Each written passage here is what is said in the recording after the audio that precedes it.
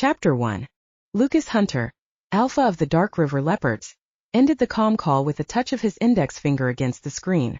The outwardly calm action belied his current state of mind. His jaw was a grim line, his claws shoving at the insides of his skin as the Black Panther within snarled. He was still battling the urge to release that snarl when one of his sentinels stuck his head into the room. That room was Lucas's private office at the PAC's Chinatown HQ, from where they ran their myriad business enterprises. Pitch black hair and dark green eyes vivid against the deep brown of his skin, his shoulders solid, Clay was officially the chief construction supervisor at DarkRiver Construction, but before that, he was one of the most trusted members of the PAC, a man Lucas knew would always have his back. Today, the sentinel was dressed as if he planned to go to a site, his pants of a tough black material appropriate for the outdoor environment and his t-shirt wild green with DarkRiver Construction in white on the back. But when he spoke he said, "John and his friends found something down by the piers." Lucas scowled. Not in the mood for juvenile hijinks today. Why aren't they in school? Half day off. Some big citywide teachers meeting. Clay's right t-shirt sleeve lifted as he braced his hand against the door jamb, revealing the slashing lines of the tattoo that echoed the hunter marks on the right side of Lucas's face. Lucas had been born with those jagged primal marks that identified him as a changeling hunter, born with the ability to track down and execute changelings who'd gone rogue, submerging totally into the animal side of their nature. Unlike wild animals, however, rogue changelings couldn't be left to roam, because despite their animal skin, they weren't animals. Rogues always came after the people they had loved when whole, as if part of them remembered who they'd once been and envied their packmates and lovers for still living that life. Lucas hadn't had to execute a rogue for over 7 years, and he hoped that record held for another 7 and another and another. No alpha wanted to kill his people. Clay's tattoo denoted something far different. Like the rest of DarkRiver's sentinels, he'd had the mark inked as a silent symbol of his loyalty to Lucas. That loyalty was a truth Lucas never took for granted. An alpha who didn't value the respect of such strong men and women shouldn't be alpha. "Anyway, I'm heading over to see what's up," Clay said now. "Kid sounds worried." "I'll come with you." Lucas walked around his desk, shrugging his shoulders back to loosen muscles that had bunched up at the start of the comm call and stayed that way. "Could do with the fresh air." "You want to walk?" It wasn't far to the waterfront. Clay glanced at the heavy black watch strapped to his left wrist. "Better drive. I have to be at a work site within the hour. I'll walk back so you can head to the site straight after we speak to the boys." Sliding out his phone, Lucas sent a message as they walked out of the building and hopped in a PAC vehicle. The reply that made his phone buzz 30 seconds later helped with his feral tension, as did the emotions that kissed him through his mating bond with Sasha. Nothing calmed his panther as quickly as her touch, and though she was a woman who could heal emotional wounds, her empathic gift a treasured one, he knew she wasn't trying to manipulate or influence him. It was Sasha's love itself that settled him, along with the knowledge that she and their child were safe and sound. Beside him, Clay stayed silent until after they'd pulled away from the HQ. That silence held no dark emotional undertones as it once had. The big, heavily muscled sentinel was simply quiet.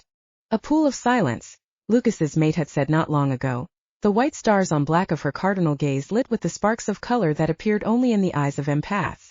But it's not emptiness. Clay's just so calm, so centered, and so very, very content that I feel an untainted peace when I'm near him. Clay hadn't always been that way. He'd come into DarkRiver as a strong but undisciplined 18-year-old who'd never before been part of a pack, who'd never even known another changeling leopard his entire existence. More than that, he'd spent years in juvenile detention. It had left him angry and lost and aggressive, a big dangerous cat who'd had no idea how to handle either his strength or the fury riding him. It was Nathan, DarkRiver's most senior sentinel, who'd found that lost boy and hauled him into DarkRiver. But it was Clay who'd done the hard work to become a sentinel himself, earning his place at Lucas's side. Emotionally, he'd still been broken for a long time. His duties to DarkRiver and his loyalty to Lucas and the other sentinels the only things that kept him from surrendering to his demons. Then had come Talon. In mating with her, then adopting John and Noor, Clay had truly left behind the loneliness and pain of his past. Trinity Accord. The sentinel glanced at Lucas before returning his attention to the road. Putting down the passenger side window, Lucas tapped his fingers on the edge of the door. Yes and no. The world-spanning and groundbreaking cooperation agreement had gone from idea to fruition in an impossibly short period of time, thanks to the existence of the consortium. The shadowy group's aim of destabilizing the world in order to take advantage of the ensuing chaos had ended up having the opposite effect, when the various disparate parties began to talk, and realized they had a common enemy. Unfortunately, while Trinity was a critical asset in the fight for a stable world, the speed with which it had been cobbled together had resulted in more than one critical hole. The fact that the rush had been unavoidable didn't mean the resulting issues weren't still a pain in the ass. Especially since, with the ink barely dry on the names of the first signatories, Trinity had no administrative structure, which meant everything was being handled on an ad hoc basis. But that wasn't what had a growl building in the back of Lucas's throat, his panther bristling with aggressive protectiveness once again as the calm call came to the forefront of his mind. Aiden called to pass on some intel, he said, referring to the leader of the Arrow Squad. Assassins and Black Ops soldiers without compare, the deadly bogeymen of the Psi race had of late become quiet heroes. It was Aiden who'd set Trinity in motion. Clay shot him another quick look. Your claws are out. Fuck. Lucas retracted them with conscious effort of will, then shoved his hair out of his eyes. The black strands reached his nape at the moment. He'd have had it cut shorter except that Sasha loved running her fingers through it. He might wear a human skin at times, but he was also very much a cat. He wasn't about to do anything to lower his chances of being petted. Unfortunately, it wasn't such pleasurable thoughts on his mind right then. Aiden's people picked up chatter about Naya in the back channels of the Psi-net. Sasha had explained the psychic network that connected all Psi on the planet, except for the renegades, as a giant repository of knowledge. It was fluid and so big that no one could ever know every part of it. The Arrows, however, walked its darkest alleys. Heroes or not, someone still had to hunt the monsters that prowled the Psi-net, the twisted minds that wanted only to murder and to hurt. Because despite over a century of cold emotionlessness that had been meant to erase mental instability, and turn them into a race without flaws, the Psi still had an abnormally high number of serial killers. The Arrows alone had the strength and the skill to take down those vicious monsters. Why are strangers talking about your cub? Clay's question was a growl. Naya is none of their fucking business. Exactly. Lucas's protective urges had never been anything but violent. Part of it was simply who he was. He'd been born with the potential to be alpha, and that included a powerful protective drive. In his case, that drive had been honed to a razor's edge by the horror of the childhood attack that had left his mother dead and his father critically injured, Lucas a prisoner of an enemy pack. Young and weak and heartbroken from watching his mother die in front of him, he'd fought desperately to escape his bonds, save his father. He'd failed. That boy, however, hadn't existed for a long time. Lucas was a man now, an alpha christened in blood. Anyone touched a hair on the head of any of the people under his protection, and he'd rip their arms off. That was just for starters. Aiden didn't have too many details, he told Clay. Says the speakers didn't specifically reference Naya by name, but their mention of a Psi-changeling child with a leopard father makes that a moot point. At this instant in time there was only one child in the world who had a Psi parent and a changeling parent. Nadia Shayla Hunter. Naya. Lucas and Sasha's fierce, intelligent, mischievous daughter, who was a couple of weeks away from turning one. Less than a year of life and she'd already changed Lucas on a fundamental level. He understood now why his father had passed in peace. Carlo Hunter had fought alongside his beloved mate, Shayla, to protect their son, then fought the agonizing pain of losing her and the effects of brutal torture long enough for Pac to come. But despite his massive injuries, he'd left this world in peace. Death meant nothing when his child was safe. You think it might just be curiosity? Clay asked. The Sentinel was clearly fighting to keep his breathing even, his hands flexing and unflexing on the steering wheel. Now that silence has fallen and the Psi are free to feel emotions, have relationships, they have to be wondering about the future. Naya's a living, breathing symbol of that future.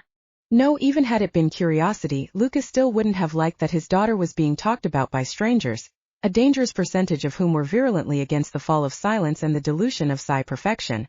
But this was far worse. Aiden said his people heard mentions of purity in the chatter. Not everyone liked change, especially when that change challenged their worldview of their own race as superior. Fuck. Clay's voice was harsh. I thought pure Psi was dead. They are. The violent pro-silence group had been hunted out of existence. But their ideas are still floating around being absorbed by fanatical, ugly minds. No proof, but the consortium's probably stirring that rancid stew. What better way to destabilize the world than to slyly encourage hatred among the races? It was, after all, a tactic they'd already attempted on a bigger scale. It had to happen, Clay said unexpectedly. With the ES suddenly becoming so powerful, there's got to be a hell of a lot of resentment simmering in the minds of folks that previously considered themselves top dogs. Suddenly, all these inferior Psi are being held up as heroes. Lucas nodded. His own gifted mate had once called herself flawed, been taught to see herself that way. Aiden's people only caught fragments, but there was definite mention of the fact that Naya's mother is an E, and discussion of how to get to them both. Fists clenching, he forced himself to think. I'm going to review every security protocol around Naya and Sasha. He knew he'd have Sasha's full support. His mate might chafe at some of the security precautions she had to take as a result of being one half of DarkRiver's alpha pair, but she was completely on board with any safety measures when it came to their cub. If anything, Sasha was even more protective than Lucas. He often had to remind her that Naya was a leopard changeling, needed more freedom than a human or side child of the same age. Cats didn't like being caged. Not even little cats with fragile bones and baby-soft hands. Remember that, he ordered himself. Don't allow the enemy to force you into a position where you're the cause of hurt to your own child. Sasha kept a firm hold on her worry after Lucas's message, alerting her to dangerous talk in the Signet about Naya. It was difficult when she knew exactly the kinds of treacherous minds that hid in the dark corners of the net, and how violently some of those minds despise the primal nature of the changeling race. To them, Sasha and Lucas's precious child would be an abomination. Fury churned in here gut. Mama! Wrenching her anger under control with a harsh effort of will, Sasha tightened her grip on Naya's hands where her baby walked in front of her. Her and Lucas's green-eyed little girl had good balance for her age and a stubborn determination to walk, but she was still little and the forest floor wasn't exactly even, so Sasha was helping keep her upright. Not that Naya hadn't made a break for it once already. For the moment, however, her tiny fingers held on firmly to Sasha's hands, her skin soft and the color a golden honey brown. A meld of Sasha's dark honey and Lucas's muted gold. Anglo-Indian, Japanese, Irish, Italian, more, Naya had a beautifully complicated genetic inheritance. Naya! She responded in the same delighted tone, causing her daughter to laugh that big laugh of hers. Having driven from the Eyrie, she, Naya, Julian, and Roman were walking the final meters to a border section of DarkRiver's Yosemite territory. The land had been designated a play area for the regular gatherings DarkRiver cubs had begun to have with Arrow children. The sessions had initially been meant to teach the Arrow children how to play when, prior to Aiden taking control of the squad, they'd had their innocence suffocated by training that sought to turn them into pitiless assassins and nothing more. It had very quickly morphed into a fascinating exchange. The changeling and human children taught Arrow young to laugh and to have fun, while the baby Arrows made their wilder playmates stop and think more often than they otherwise might have done. But the best things were the friendships that had begun to form, with the children talking to one another via the comm between sessions. The pack had put up climbing frames as well as swings in the area, though there was also an open field for unstructured play. Not many non-pack humans lived out this way, but the rare ones who did knew they were welcome to use the equipment and to join in the playgroup. Boys! Julian and Roman froze where they were scampering up ahead, two little statues in jeans and t-shirts. Sasha's lips twitched. It had taken her time to learn that tone, but it was very effective at getting her favorite dose of double trouble to pay attention. Tamsin's boys had been the first changeling children Sasha ever met, and she adored them to pieces, was guilty of spoiling them, but she'd also learned to discipline them as they grew. Not because they were naughty in a bad way, but because both were strong personalities and needed to understand that right now, Sasha was the boss when they were with her. The rules of pack hierarchy existed for a reason, and for DarkRiver cubs, it existed to give them a firm foundation on which to stand. No confusion, no fear. Just a safe place where they could flex their own strength and grow into their personalities. Oddly, the tone also seemed to work on the boys' pet cat, Ferocious, who, thanks to Roman and Julian's fierce defense of their pet, tended to think of herself as a great big leopard too. Today, however, Ferocious was at home, so Sasha had to handle only the twins, both of whom were now in their first year of school. Reaching the two adorable statues, Naya still holding on to her hands, Sasha said, "You can move now, but stay close." These play sessions would only work long-term if everyone felt safe. Arrows were arrows because they'd been born with lethal psychic abilities. The adult Arrows who helped supervise these sessions extended their own impenetrable shields to encompass the minds of Arrow young, so the kids couldn't strike out by accident, and felt free to play without worry of losing control over their deadly powers. Regardless of that, Sasha also always added a layer of protection over the minds of any human or changeling children in the playgroup. Unlike most humans, changelings had strong natural shields, but there was no point in taking chances. Ashaya usually attended too, and between them they could cover the entire group. The rare times the scientist didn't make it, Faith stepped in. Unlike Sasha and Ashaya, the Foreseer didn't have a child, but she loved playing with the children and was always happy to help out. And since Faith could create hyper-realistic illusions that fascinated the kids, she was a popular visitor. Today, Sasha reached the play area to find both women in attendance. The rich brown of Ashaya's skin glowed in the sunlight, her gorgeously wild curls tightly contained in a braid. Those curls were dark brown at first glance but contained so many shades within, from pure black to threads of gold. The other woman was wearing jeans and an oversized UC Berkeley sweatshirt that looked like it must be her mate's. Beside her, Faith high-fived Keenan before Ashaya's 6.5-year-old ran off to play. While the arrows hadn't yet arrived, several other DarkRiver cubs, as well as 2 of their non-pack human friends, were already scrambling over the climbing frames. Today's morning-only school day would allow for a longer play session, and the children were clearly delighted at the idea. The arrows had their own school but had been happy to mirror the half-day break. "Can we go play, Sasha darling?" Julian asked, his impish expression hitting her right in the heart. "Yes, you can, Mr. Ryder." Her solemn response made the twins laugh so hard their eyes turned the green gold of their leopards, before Julian held out a hand to Naya while Roman did the same on her other side. "Come on, Naya." Naya grabbed both boys' hands at the same time in an impressive feat of toddler coordination, and off they went. "For 2 such energetic boys," Sasha said to Faith and Ashaya, "they're incredibly patient with her." As she watched, the twins lifted Naya onto a toddler-appropriate swing and made sure she was secure. Naya happily kicked her legs. "They are," Ashaya agreed with a smile, while continuing to keep an eye on the children.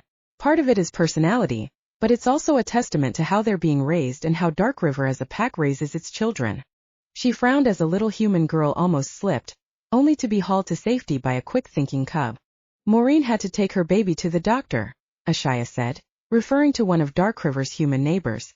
"She asked us to watch her 2 girls." Sasha had already automatically extended her shields to back up Faith and Ashaya, taking special care to protect the human children.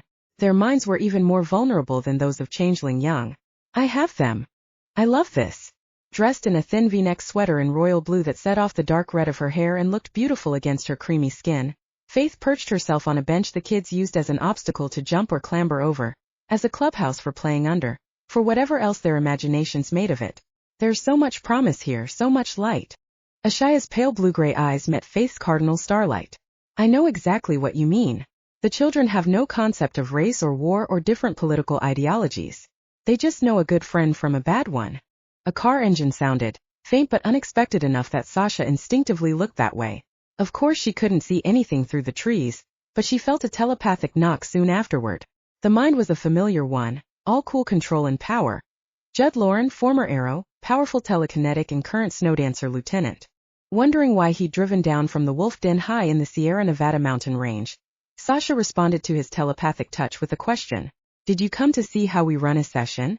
The snowdancers had mostly been involved with older Arrow teenagers to date, but she knew they'd been discussing a playgroup. "I've got Marley with me," the lieutenant answered. "She's curious if there are any Psy kids her age she could play telepathic games with. Toby plays with her but she knows he lets her win." Sasha couldn't help her smile at the mention of Marley's brother and Jed's nephew. A sweet just-turned 13-year-old boy with a slight empathic gift and a generous heart. "Most in this group are younger but I have a contact number for Vasich. Let me see if he knows a child who'd enjoy having a non-Arrow telepathic playmate." She and Vasich had finished their conversation by the time Judd arrived with Marley. The 10-year-old's strawberry blonde hair was in a single braid to one side of her head. She was dressed in black canvas pants suitable for the outdoors along with a light blue t-shirt with the image of a cheerful yellow and white daisy in front. Face lighting up at seeing Sasha, Judd's niece ran over to hug her. Sasha's work helping Toby handle the empathic component of his abilities meant she was a far more regular visitor to the Wolf Den than most of her packmates. She felt as if she knew all the snowdancer children. "Hello, sweetheart." She squeezed this child close. "You know Faith and Ashaya, don't you?" "Hi," Marley said with a smile, though she stayed tucked against Sasha. "Marley." It was Keenan, calling from his perch on top of the climbing frame. Marley skipped over to talk to the younger boy. Like all children who grew up in a pack, she was used to having friends across age lines. As she grew older, she'd be expected to babysit the pups or to help any elders who requested it, so that pack bonds would continue to form between young and old. It was oddly similar to how Psy family groups functioned, at least in terms of the continuity between generations. According to Sasha's education records, her maternal grandmother, Raina Duncan, had played a role in overseeing her development when Sasha was younger. That oversight had been from a distance, in Raina's position as head of the Duncan family. It had also stopped long before Raina's death, when Nikita became the power behind the throne. In truth, Sasha wasn't certain her mother hadn't manipulated things right from the start. but Raina's was the signature on her earliest school and conditioning records. It wasn't family as changelings knew it, but it was family nonetheless. She was thinking about the other similarities that existed between the races when Vasich began to port in the Arrow children, including a girl and a boy around Marley's age. Except for the latter three, who, watched over by Judd, cautiously settled beside a tree to play psychic games Sasha knew were designed to heighten telepathic agility and skill. The children had all played together previously. As a result, it took no time for them to join in the games already in progress. The squad currently had no child as young as Naya, and her usual 2-year-old pack playmate had a checkup with their healer today. But Sasha's baby was never alone. The kids took turns pushing her, and a sweet 3-year-old child Arrow with chubby red cheeks and light brown curls scrambled into a neighboring swing with Vasich's help, then seemed to fall into an earnest conversation with Naya. Sasha could feel her cub's happiness. Naya soon tried to reach out to her new friend using her telepathic abilities, but Sasha gently reminded her to ask permission first, then showed her how. Even as she did that, she was monitoring the other children under their care for any signs of distress. Not just in terms of an accidental psychic hurt, but because she was an empath, she could no more stop watching out for their emotional well-being than she could for their physical health. It was 10 minutes later that she became aware of a kerfuffle in the football game in progress on the field next to the play equipment. A cub in leopard form had apparently nipped the butt of an Arrow child, who must have struck out psychically, from the way that Arrow child suddenly stilled and looked pale-faced toward the young Arrow who must have contained the strike before it did any damage. Abbott's blue-eyed gaze met Sasha's and Ashaya's in turn.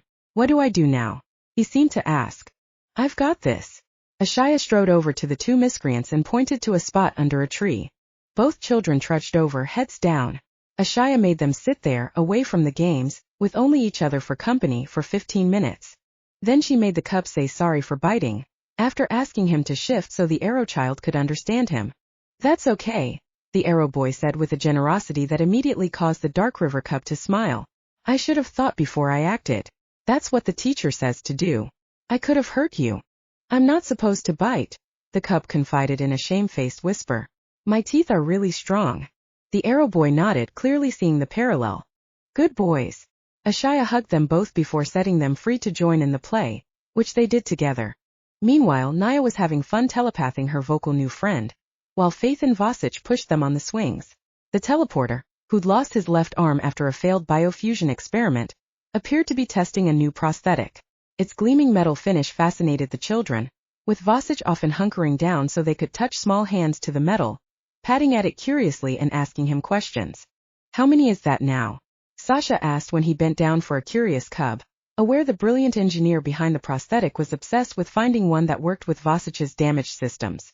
"This one doesn't count. It's a piece Samuel uses to test different components," the teleporter told her as he rose back to his feet and continued to push Naya, who was nowhere near tired of the motion yet. "This time he's checking a computronic mechanism that he hoped would fix a heat buildup issue. Is it doing what it should?" A shake of Vasich's head, his handsome face expressionless but not cold. "I can already feel the heat levels rising at the point of the join. In fact, can you and the others handle shields while I leave to remove it?" Of course. With Judd, Faith, Ashaya, Sasha and Abbott they had plenty of psychic power at their command. Vasich had only been gone about a minute, and Sasha was giving a thirsty child a cup of water from the supplies Faith had brought with her, when she caught sight of Roman about to fly off the top of a climbing frame. No, she knew he was going to hit wrong, would probably break his arm. But he shifted mid-fall, landing in a roll that knocked the air out of his feline body but didn't otherwise do any damage. Heart-thudding, Sasha stopped herself from rushing over. Leopard cubs needed independence, she reminded herself for the 1000th time.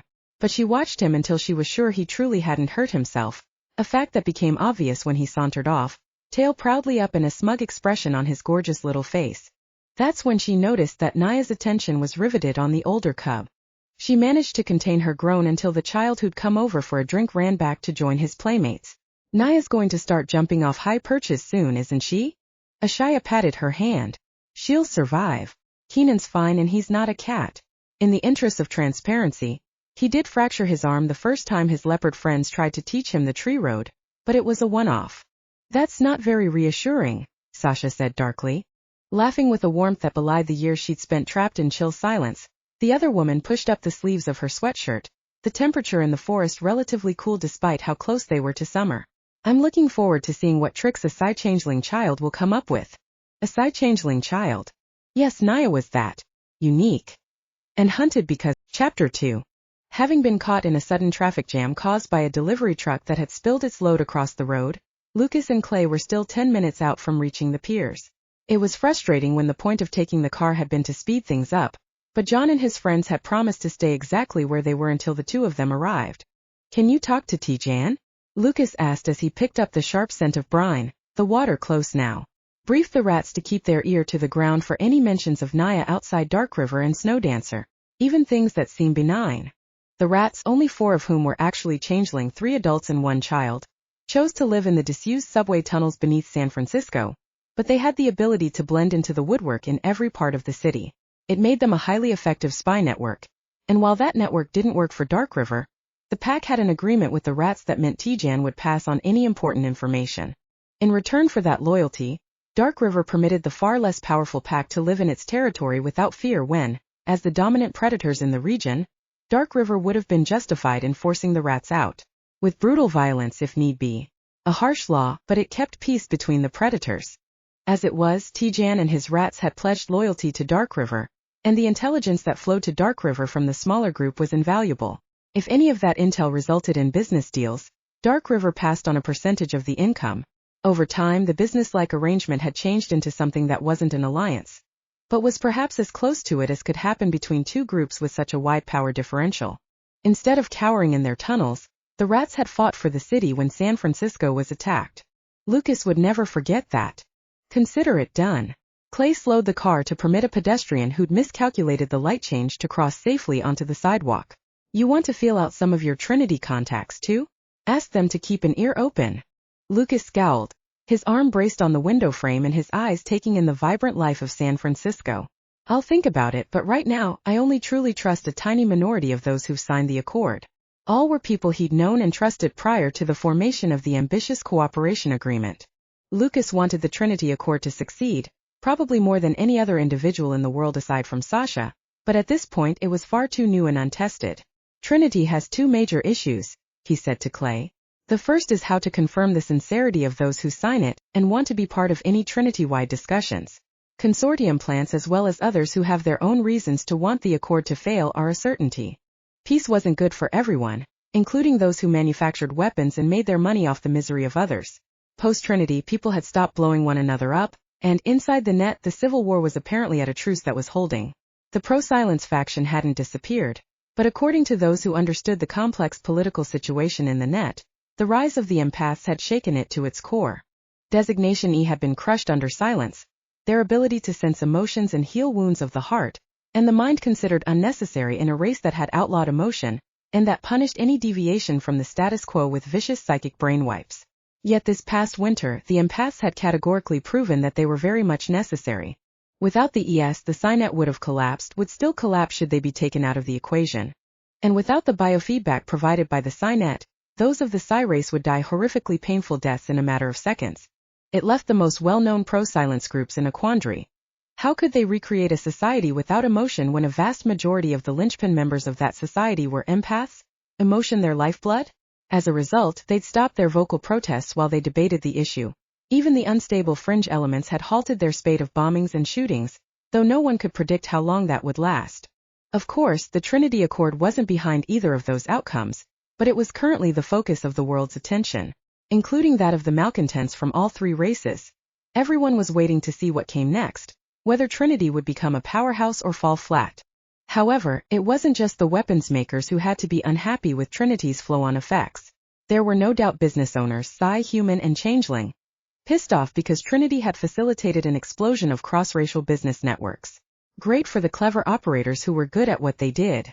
Not so good for those who'd been coasting by with substandard work, because the competition wasn't as accessible to their clients.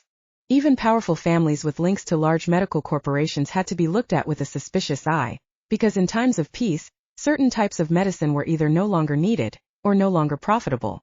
"It's a crapshoot as to who's sincere and who's not," Lucas added. "That's going to be a long-term issue." Clay's hand moved smoothly on the manual controls. Ming Leben really requested to sign the accord? Just to screw things up even more. Lucas didn't bother to contain his growl this time. Hawk might have held off on killing the son of a bitch, but Snowdancer will pull out of Trinity the instant he's permitted to sign, and so will we. The wolf pack and DarkRiver were blood allies, and Ming Leben had threatened the life of Hawks, made among his other murderous crimes. The Forgotten will also leave. Founded by rebels who defected from the Signet at the dawn of silence over 100 years earlier, the Forgotten, who'd intermarried with humans and mated with changelings, were beginning to show unique new abilities unseen in the pure-blooded Psi population. Ming Leben wanted access to those abilities, had been behind the abductions and deaths of a number of forgotten children. Arrows will go too, Clay pointed out. No question.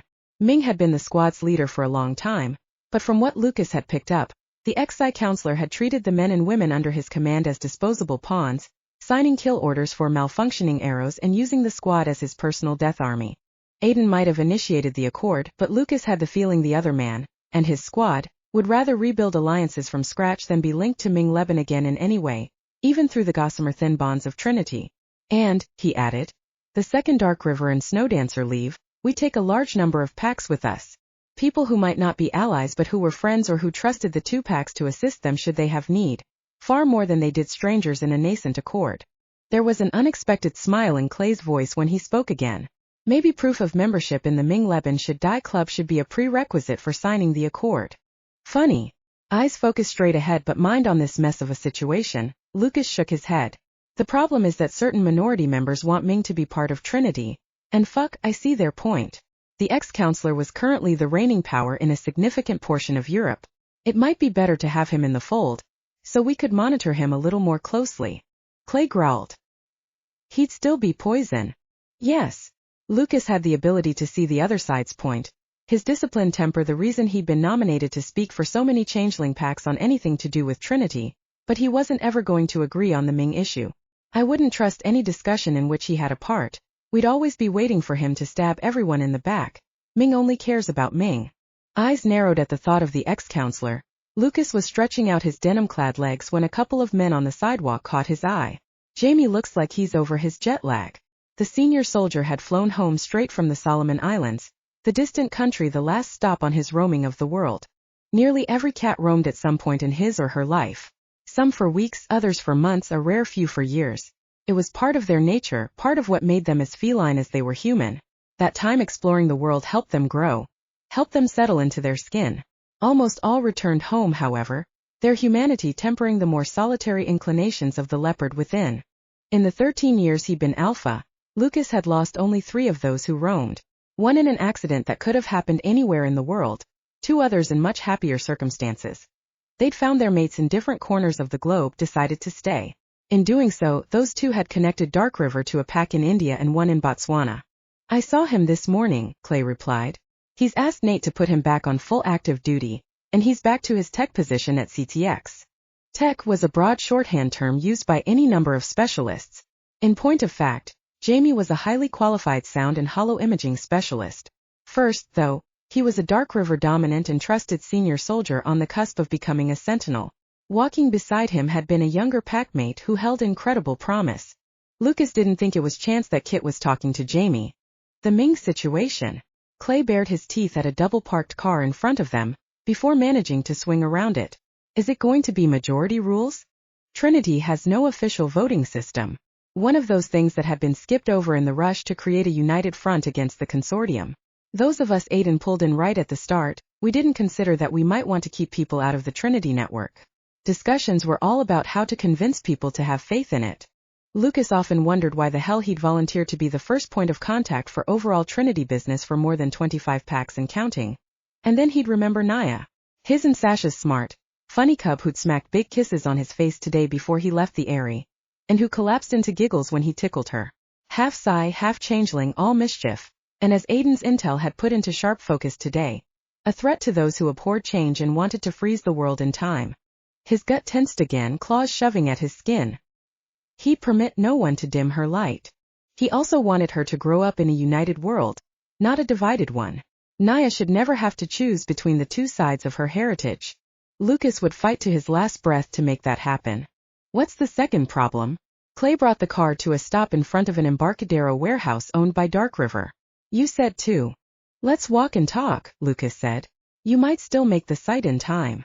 Stepping out into the salt-laced air of the waterfront after putting up the passenger side window, Lucas shut the door, then joined Clay as the other man headed in the direction where the boys were waiting.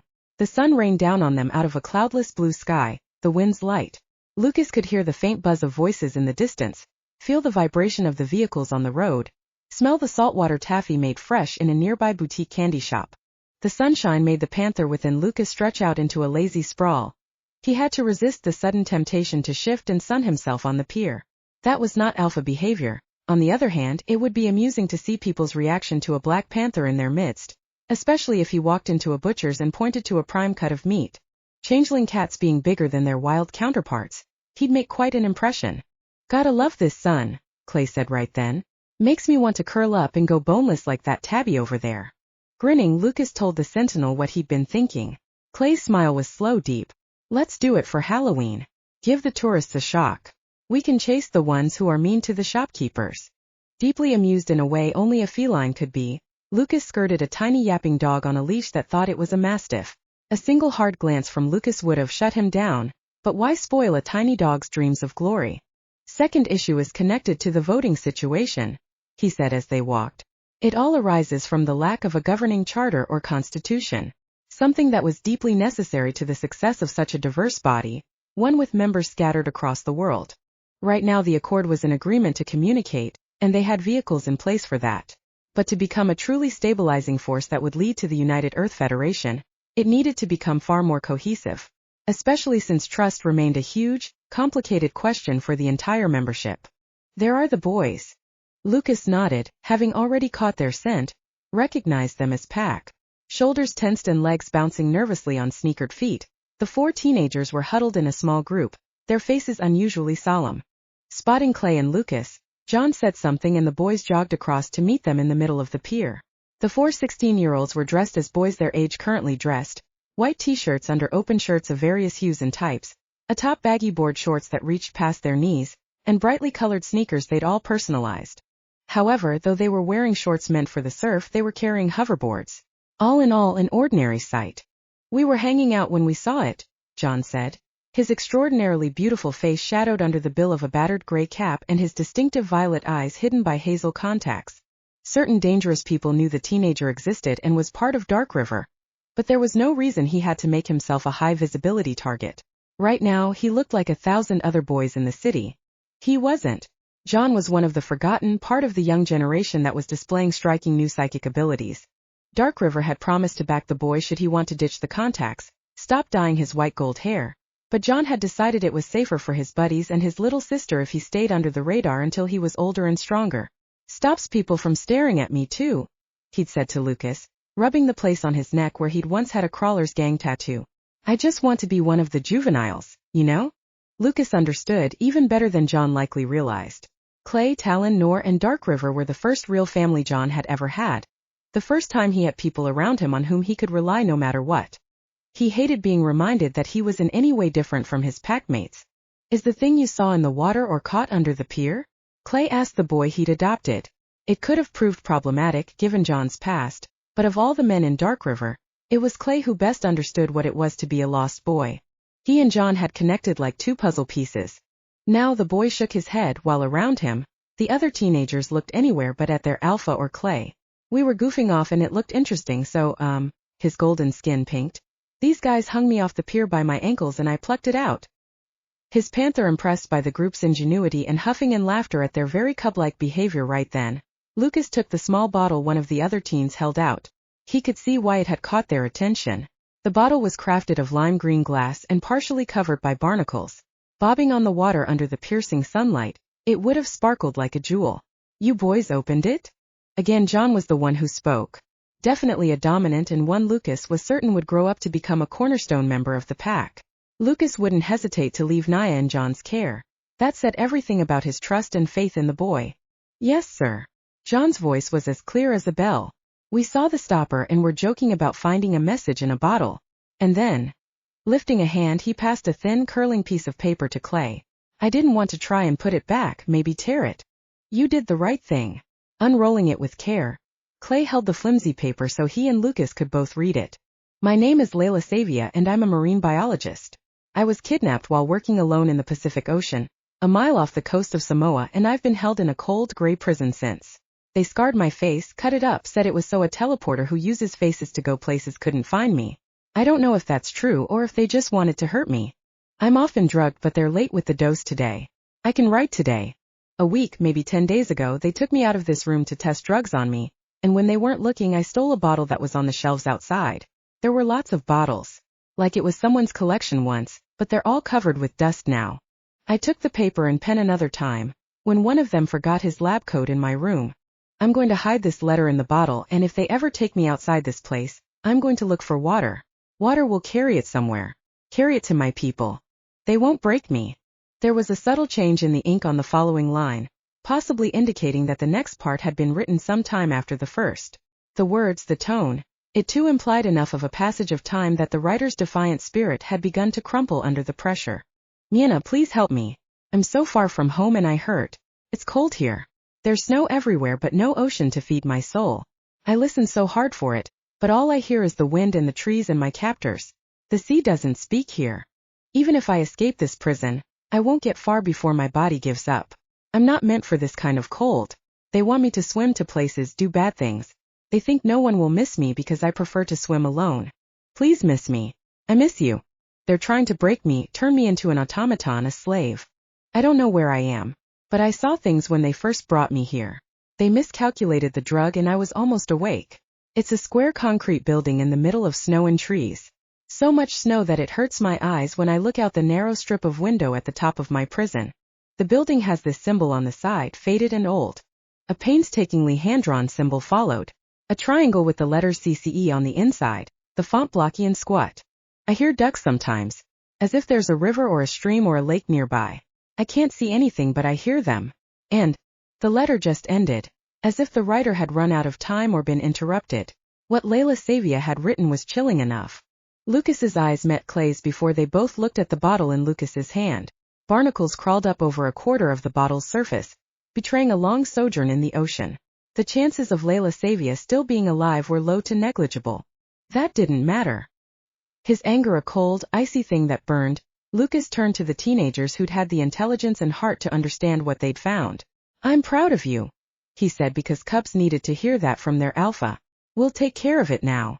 He'd get the bottle and the message to the Black Sea water changelings, to the people Layla Savia had hoped to reach. Will we find her? John's fingers were bone white on the edge of his hoverboard. Lucas gripped the side of the boy's neck, anchoring him in pack skin privileges. John might have been born forgotten, but he was DarkRiver now. And Lucas didn't lie to his packmates. I don't know, but we're sure as hell going to try. No one deserved to be tortured and tormented and trapped in the consortium's clutches. Chapter 3. Miena Levk, Alpha of Black Sea, ended her calm conversation with Lucas Hunter with rage in her blood and determination in her bones.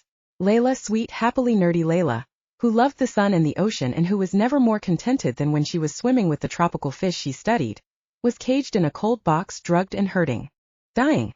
She jerked as Malachi closed his hand over her shoulder, squeezed. The big male had stayed out of sight of the screen, but he'd been privy to her entire conversation with the leopard alpha. She gave us clues, he reminded her. The bottle itself may be a clue. Miena had asked that DarkRiver give the bottle to a trusted member of Black Sea, who'd be able to run tests the cats wouldn't even think to run. They didn't understand water, didn't know all the moods and tastes of it. Not simply salt and fresh. Each ocean had its own complexities. Different parts of an ocean had different personalities. Layla was always clever, but even the cleverest young woman couldn't share what she didn't know. The comm beeped again, notifying her of a file transfer from DarkRiver. Downloading it, she saw that Lucas had sent through information on the triangular symbol Layla had drawn. The search had been running as they spoke. It's the logo for a long-defunct utility company, Canadian Cheap Electric. Hundreds of possible facilities across Canada. Wait. Malachi scrolled down, swore with uncharacteristic harshness. Miena's right-hand man was usually almost shy in his ability to control his emotions. It says historical records were damaged 45 years ago, he told her.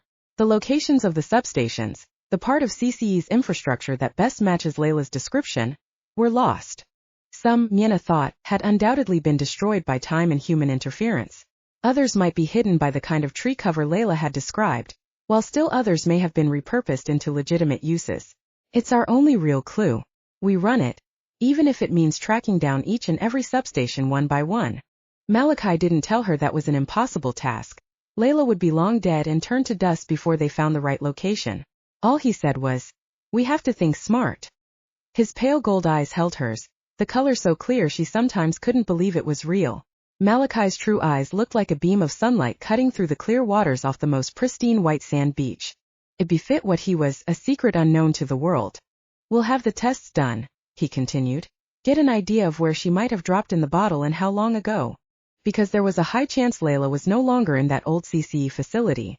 Miena refused to believe the bright young woman was already dead. Like so many of Black Sea's vulnerable and far-flung members, the ones who swam alone or in small groups, where the consortium believed they wouldn't be missed. "I miss you, Layla." The girl was on their list of vanished members, the disappearance reported by another lone swimmer who'd crossed paths with Layla once a month and who'd searched weeks for her in the warm waters around Samoa. She'd found only Layla's small research vessel. It had been bobbing on waves far from the zone where her friend said Layla would have normally dropped anchor. "We also have people in Canada," Miena reminded Malachi, ruthlessly silencing the memory of how Layla's friend had sobbed when she'd reported her missing, how she'd begged Miena to find Layla. "She's so gentle, Miena. And she has this childlike wonder in the world, this belief that people are mostly good." Hand-fisting so hard her nails cut into her palm, Miena forced herself to speak. "I'll blast out a notice, put our people in the region on alert." The Canadian landscape was full of lakes, and the changelings that called them home also called Black Sea Pack. Malachi's expression darkened. It could go to one of the traitors. Bile threatened to burn Miena's throat. The realization that Black Sea must have at least one traitor in their midst was a terrible one. There was no other way to explain how outsiders had so accurately been able to predict the location of Black Sea's most isolated members. Those lone water changelings generally had well-hidden places of sleep scattered across oceans and along beaches, riverbeds, and lakefronts. The ones like Layla, who lived on boats, moved around from day to day, though like any living being they had favorite spots. The realization of betrayal would have been devastating for any pack, but it was viciously heartbreaking for Black Sea because of the pack's unique genesis. Water-based changelings tended to be made up of pairs or small pods. Some did run in large schools, but those changelings thought in group mind. It made them smart and strong when functioning as a group, but different enough that they had difficulty dealing with outsiders who demanded to speak to the boss. The schools had no leader, were truly a single multi-celled organism. On the flip side, the water was also home to the dangerous and the powerful, but the lethal predators rarely came into contact with the other species. That had worked fine for centuries, but as the world developed and the oceans and lakes and rivers of the planet became a coveted source of power and trade, fishing going from small boats that changelings could easily avoid to huge trawlers dragging massive nets, their isolation began to kill them. It had been Miena's ancestors who had reached out to their brethren, after losing half their family to a huge fishing conglomerate that had flat out ignored the warnings that certain waters had been legally claimed for changeling use. Big business knew that scattered groups of water-based changelings had no way to enforce the rules, and as the decades passed, people had become used to ignoring them. Coming together to form Black Sea had never been about power, though power was a much-needed byproduct. Black Sea had been born so that their people would be safe, so that they could protect and nurture their young in waters unpolluted by outsiders, free of their deadly nets and traps. Now one of the pack had sold out the members who needed Black Sea most. "We need eyes out there," she said, her gut churning. "Not just for Layla, for all of the vanished." This was only the second time they'd had any clue where one of their stolen packmates might be. "We'll have to take the risk. Let me handle it." Malachi was a wall of strength in front of her, a man she'd never seen lose his temper. "I know several Canadian members personally, people I trust. I'll pass on the information to them, have them feed it out to those they trust. It should lower the chance of treachery." "Do it." Miena knew her brain was hazy with rage, her decision-making skills compromised. She needed Malachi's calm, his way of being a still pond even in the midst of a crashing sea. When he pinned her with those clear eyes of pale gold unseen on any human or psi or terrestrial changeling, she glared back. "What? You need to swim." It was an order. "You've been out of the water far too long." Unsaid were the words that no water changeling did well after too long a separation. Layla might already be dead because of that need. Her captors ignorant that a water changeling needed to swim as much as he or she needed to breathe. A strong adult could survive years deprived of enough water to allow a shift, but they'd probably end up mad. Layla had always been small and a little fragile physically, her mind her most important asset. In her changeling form, Layla was as delicate and colorful as the fish she studied. A pretty tropical dancer who knew nothing of war or of enemies who would steal Black Sea's members and attempt to turn them into assassins.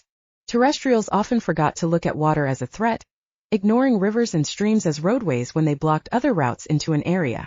It was a detail Black Sea had long used to its advantage. The fact that the consortium had also figured it out pointed once again to a traitor.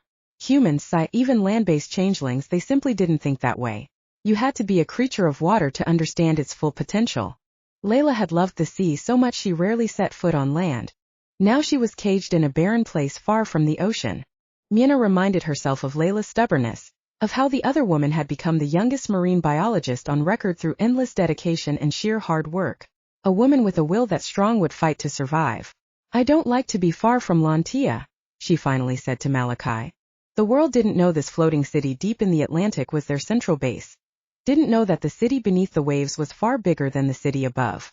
This entire region was heavily patrolled by Black Sea, and covered by the aquatic equivalent of a no-fly zone. Air traffic was permitted, but only at so high an altitude that it made spying impossible. To make certain of that, the wave-like curves of Lantia were covered with tiny antennas designed to emit a signal that scrambled any radar or sonar equipment pointed at it. Below the water, the ocean was Black Seas. Anyone breaching the city's clearly advertised and legally defined borders did so knowing the penalty was death, and Black Sea would enforce it. The world had hurt them too much for Black Sea to believe in mercy, especially when no one got this far out into the ocean by accident. No, anyone trying to sneak up to or under Lantia did so with full knowledge of what they risked. "We have so many of our young here," she added. "Protected by over 1,000 of our strongest," Malachi reminded her. "You're making bad decisions because of anger and tiredness. Go." Miena was the first here, alpha in terrestrial changeling terms, but she knew full well Malachi wouldn't hesitate to throw her bodily into the ocean. Not that he'd succeed, or survive.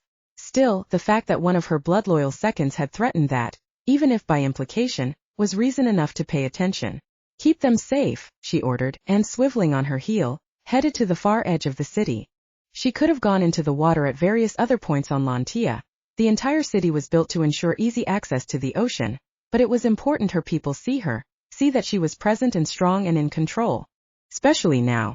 When she stripped and dived beneath the waves, the salt a familiar taste and the cold slide of the sea over her skin a welcoming kiss, several more bodies slipped in with her. They shifted in the water, sleek and fast and built for the ocean. This was their home. They would defend it to the death. And they would find their missing. Every single one. Chapter 4. "I want to kill the consortium," Mercy muttered after reading the email Lucas had sent out to all the sentinels about the kidnapped Black Sea changeling. "Chop them into little bits and throw them into that canyon we visited in Arizona. The falcons might object to all that rancid meat in their territory," her mate said mildly from where he stood beside her, reading a message from his own alpha. Mercy placed her phone on the nearest flat surface, then leaned back against the porch railing of her old cabin. Given her need to be closer to the DarkRiver healer with the pregnancy this far advanced, she and Riley had made the decision to move down from their usual home a week earlier. They'd requested any open cabin on DarkRiver lands, but the packmate currently living in Mercy's old cabin had cheerfully offered it to them for the duration. All Rena had asked was that they spill the beans on the number and sex, or sexes, of the pup cub so she could win the betting pool. When Mercy had threatened to shoot the young soldier instead, Rena had laughed and taken off, but not without hugging Mercy first with the wild affection of a packmate who knew her touch would never be rejected. The memory had her smiling as she said, "Rancid meat is pretty bad, and the falcons are our allies." Though unlike with the wolves, the DarkRiver Windhaven alliance was still a work in progress, not in the first stages but not far past either. "I know." She snapped her fingers. "I can dump the pieces on Snowdancer land. Wolves have no sense of taste so no one will notice." Her gorgeous wolf mate growled at her. Laughing, she ran her fingers through the thick chestnut silk of his hair. He was leaning forward over the railing, eyes on his phone while she leaned back against it. "Hawk." Riley nodded, shifting slightly so that she could pet him more easily, those incongruously pretty lashes of his beautifully visible in this position. "He's called a lieutenant meeting at 5 today. We'll probably be discussing the Black Sea situation." Sliding away his phone, he rose to his full height, a broad-shouldered man with chocolate dark eyes that looked at her as if she was his everything. Woman and leopard, every part of Mercy adored him.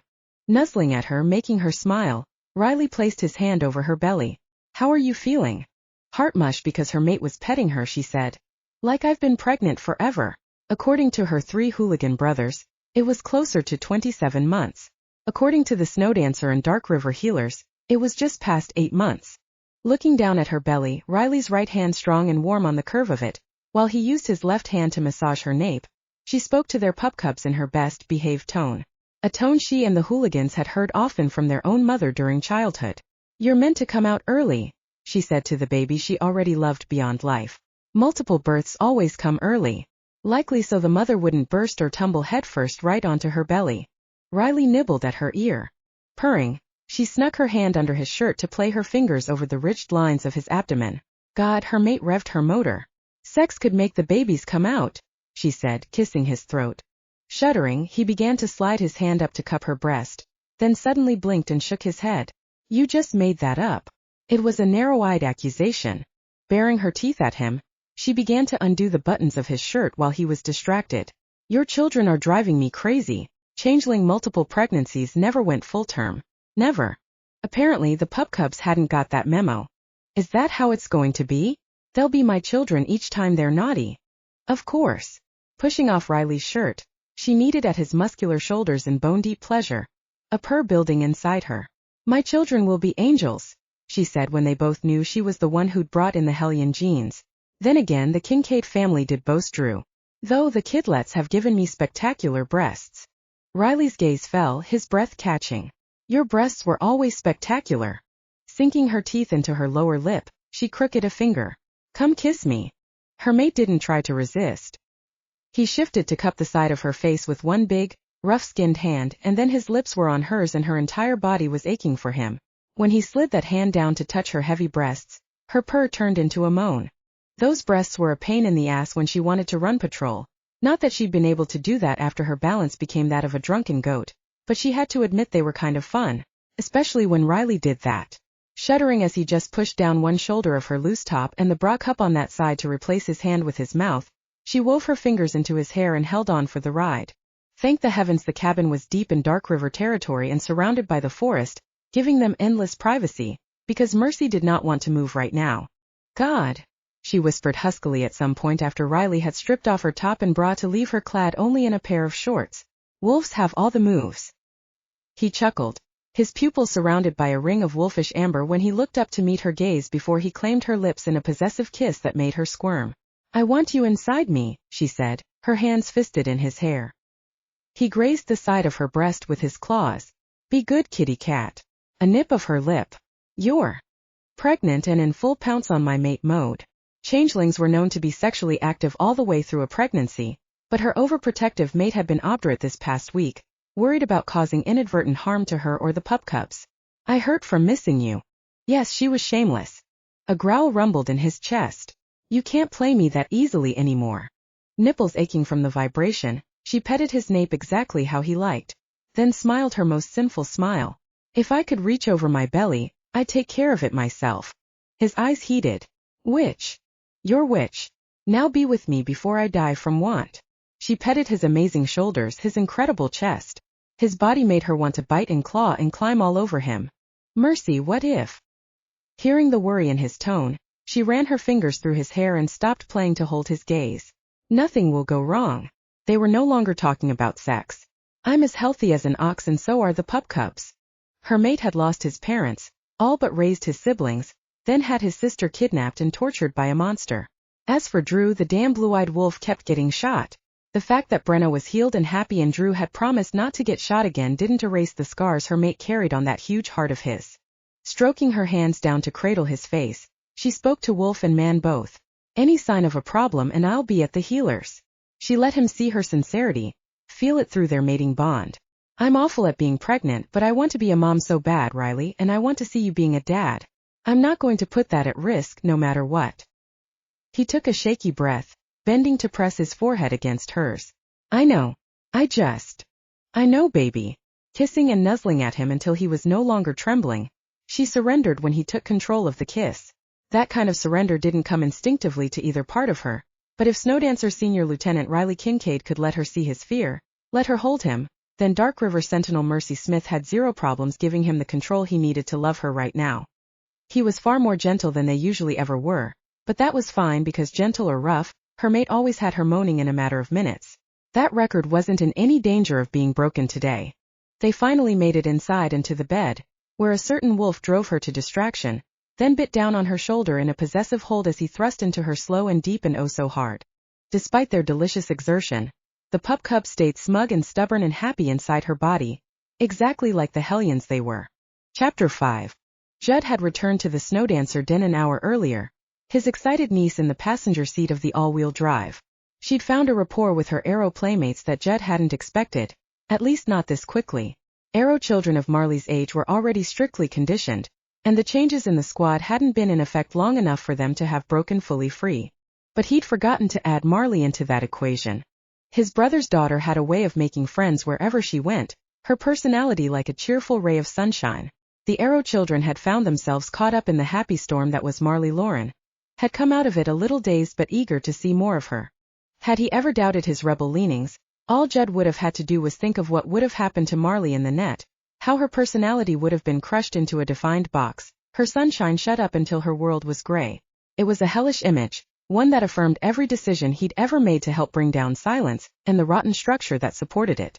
Now the girl who'd greeted him earlier that day with a huge hug and the words, "I love you, Uncle Judd," was off learning forest skills with her year group, while Judd stood with several packmates on the lush green grass outside the den and looked at the data sent in by DarkRiver. As he read about Layla Savia's captivity and possible location, he considered whether he had any contacts in Canada.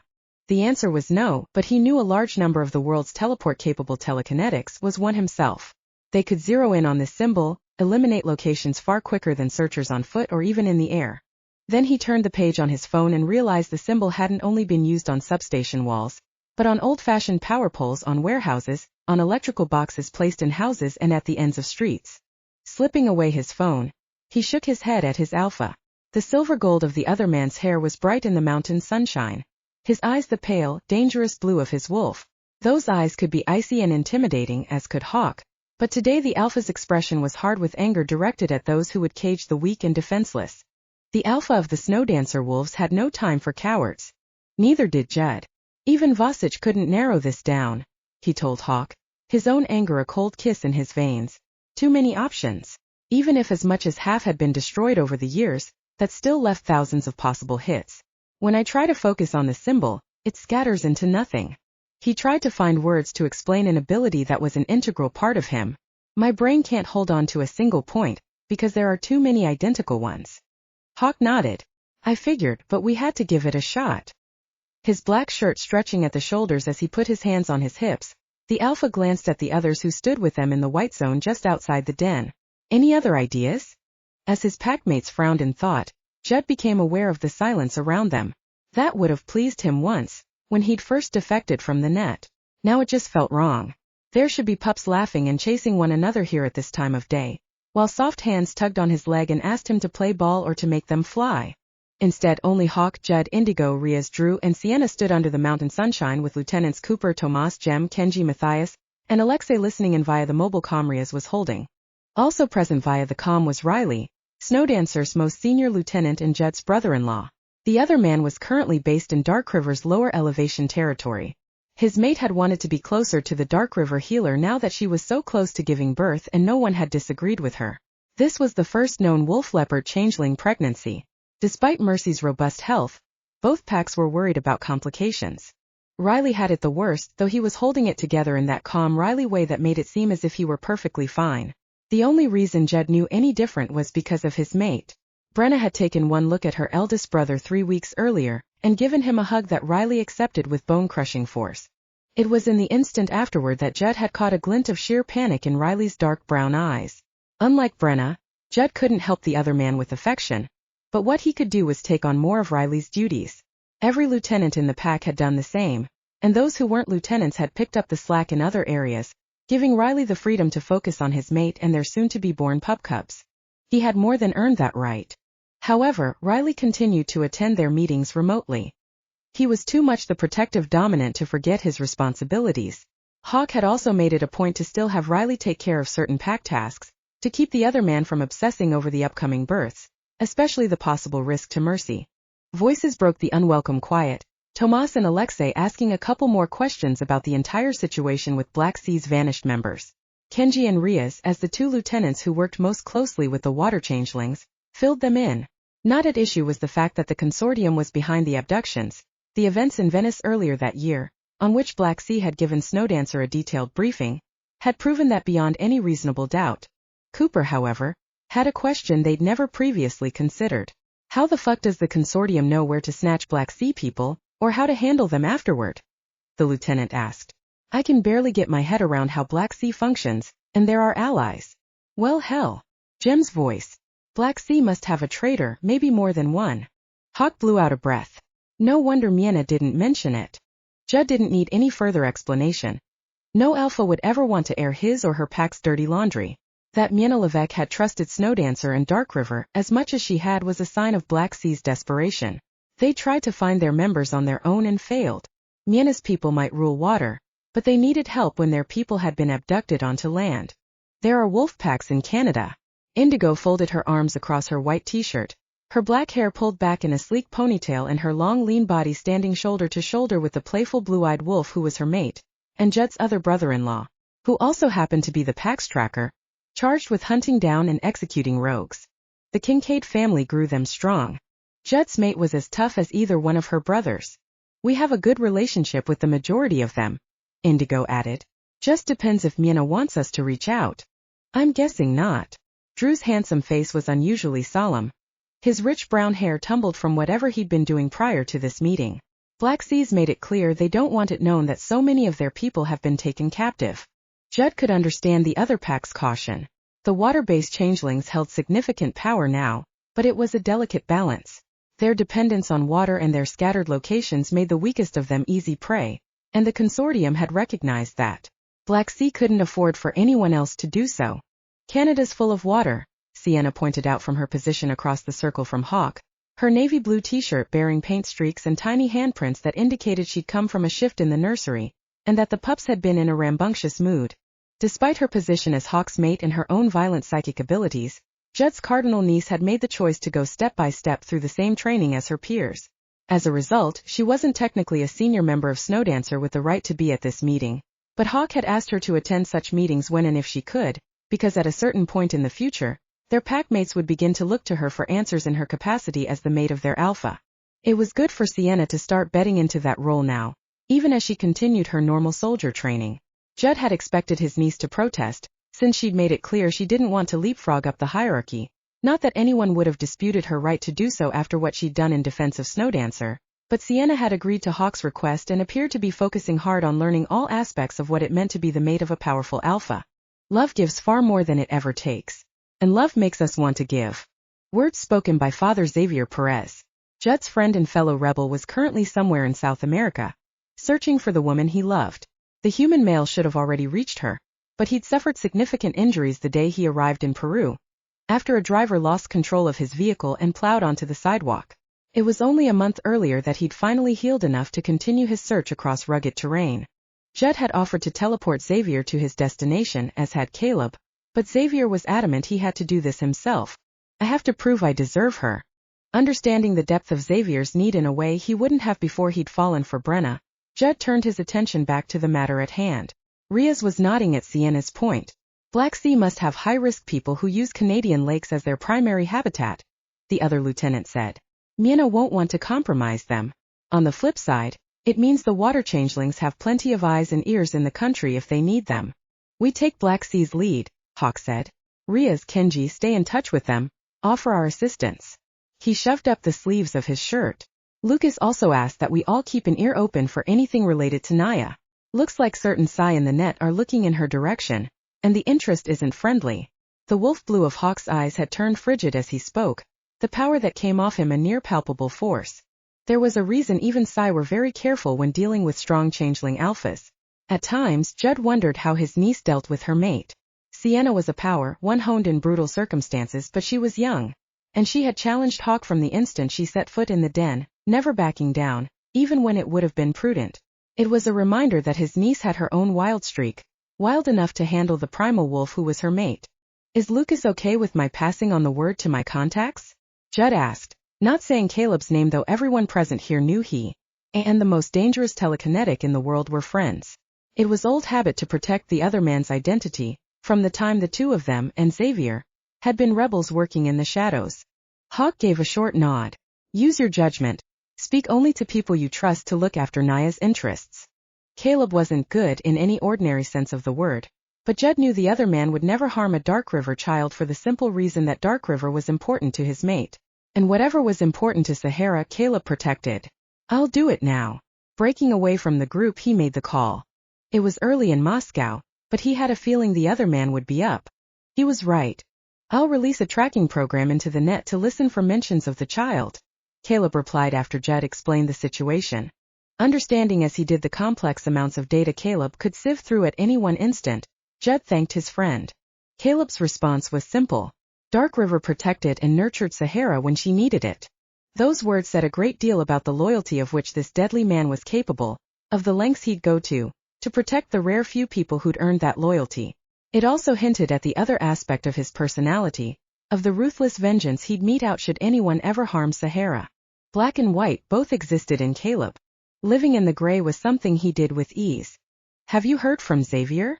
Judd asked, having long ago accepted the duality of nature that was Caleb Krychek. A week ago, Caleb responded.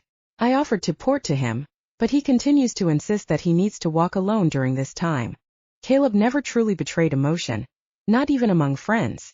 Likely Sahara alone saw that side of him. But right then, Judd had the feeling the other man was frustrated by Xavier's intransigence. So was Judd. But some things no one could force. He knows he can call on us for help at any point. That they would respond at once should that call ever come was an unspoken vow. Caleb didn't reply to that. Nothing needed to be said, not between two men who'd fought side by side for so long. I have to go, he said instead. Meeting with Aina Merchant. Judd raised an eyebrow. He'd been out of the Signet for almost 4 years, but he had deep links with his fellow Arrows. As a result of that connection and the information to which it gave him access, he knew the Merchants continued to be a shadow power. It was said the family had more moles and puppets in the net than everyone else combined. Silver Merchant had long been Caleb's aide, but Aina Merchant was the reclusive matriarch of the family, one who hadn't been seen in public for years. Did you blackmail her? I got an invitation, Caleb replied. I'm considering taking Silver along to taste test any offered food or drink for poisons. Aina has a reputation for ruthless efficiency. There it was, that bone-dry sense of humor the majority of the world simply didn't pick up on, much less understand. Judd knew Caleb would never be anything but gray. But his friend had far more light in him since Sahara came back into his life. Judd understood what love could do to a man. He too had once walked in the darkness, once believed he could be nothing but a murderer, his ability to move the very cells of a body a curse. It had taken a certain stubborn wolf to teach him different, to remind him that he was a man, that he had a right to a life and to love. Never once had Brenna looked away from the darkness inside him. She'd embraced it as simply another facet of his nature. As Sahara had embraced Caleb. As they hoped Xavier's Nina would embrace their friend. I'll send out a search party if you don't return from your meeting, he said to Caleb now. Though even Arrows agree that if a merchant buries a body, it stays buried. Interestingly, no merchant had ever been in the squad. That family had a way of holding on to its children. You see why I want them on my side, Caleb said before hanging up. Judd returned to the meeting to find the others discussing details of something Snowdancer's healer Lara had proposed in concert with DarkRiver's healer, Tamsin, 2 weeks earlier. The two healers had strongly recommended a Snowdancer DarkRiver function, to be arranged around the birth of Mercy and Riley's pup cups. Hawk and Lucas had agreed, so now it was a case of hashing out the details and figuring out who should do what. Put Mercy in charge, Indigo said, to Judd's surprise. It wasn't because Indigo had nominated a leopard. The two women were close friends. No, it was because planning parties wasn't exactly in the dominant predatory changeling female job description. The maternals and submissives were far more experienced at wrangling everyone who needed to be wrangled to pull off an event. Then Indigo added, she's going stir-crazy, and this is something she can work on with Riley's input for the wolf side of things. For the physical stuff, she can haul in helpers from either pack. Luke suggested the same. Hawk's eyes gleamed with wolfish humor. I think the cat is afraid Mercy will rip off someone's head if she doesn't have something to do now that she can't run patrol, and the healers have asked her not to go into work at CTX. Judd knew Mercy worked in communications when she wasn't carrying out her duties as a DarkRiver sentinel. It was a job she could have kept doing, but it would have required daily and likely tiring round trips to San Francisco, which would also mean she wasn't in close proximity to the DarkRiver healer for much of the day. No one wanted to take that risk, least of all Mercy or Riley. It's a good idea, Judd found himself saying after he'd processed Indigo's points. Mercy's sociable and she has experience with communications. Plus, with her already off the rotation, it won't mean a change in DarkRiver's duty roster. And we don't have to worry that she won't take the wolf perspective into account, Drew said in a voice that held open love for his brother and Riley's leopard mate. She and Riley want the pup cubs to grow up at home in DarkRiver and Snowdancer both. Hawk grinned. My bet is 4 wolf pups. Golden eyes going wolf, Rhea snorted. We're talking about Mercy here. She'll probably smugly produce all cubs. 5 of them. The others booed his prediction, calling out their own bets as they spoke. Judd had placed a 2-2 bet. Word was the pup cub's changeling animal would be linked to the dominance of each respective parent, and Judd wasn't about to bet against either Mercy or Riley. They were the most evenly matched dominant changeling pairing he'd ever seen, and he didn't think Mercy was big enough to be carrying quintuplets. Triplets or quads were far more likely. A sudden rise in the noise level broke into the group's friendly argument.